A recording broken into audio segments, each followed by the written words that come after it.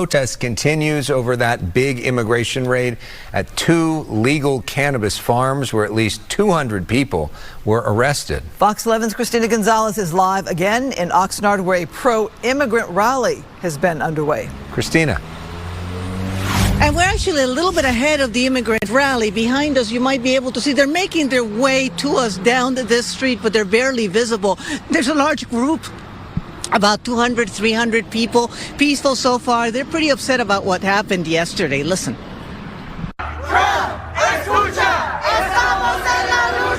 A rally outside Oxnard City Hall denouncing the federal enforcement at a Camarillo licensed marijuana grower, where this morning people lined up saying they were trying to locate loved ones like this woman's aunt.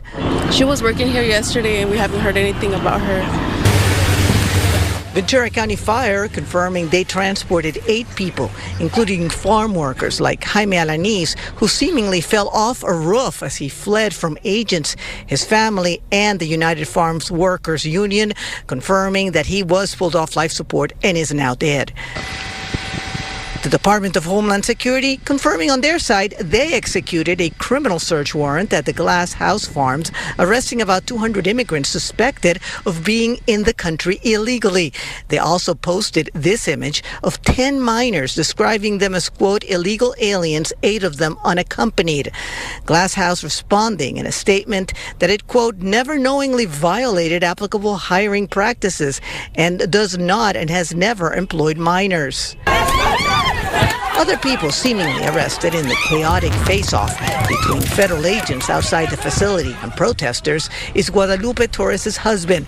She says George Retis is a disabled, retired veteran who works as a security guard at the facility. They wouldn't let him through, so when they started throwing the smoke bombs, he started reversing, but like I said, the smoke was too thick that to the point that he couldn't see anything reversing, so he stopped. They broke his car window right there, pepper sprayed him in the car. He got caught in the protest and ICE detained him because they thought he was part of the protest and he was just driving through, a normal U.S. citizen.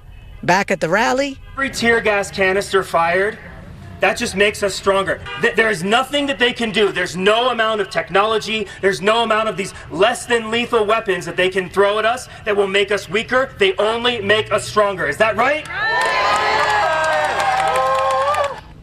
Now, the UFW is saying, and they sent out a statement, that they are aware of reports of child labor on the site now, and that they're demanding the immediate facilitation of independent legal representation for those minor workers. We're going to try to catch up with the group, so hopefully at 5:30 you'll get to see them. So far, again, very peaceful, no issues here. There's actually no law enforcement around them. They're just marching around, about 200-300 people.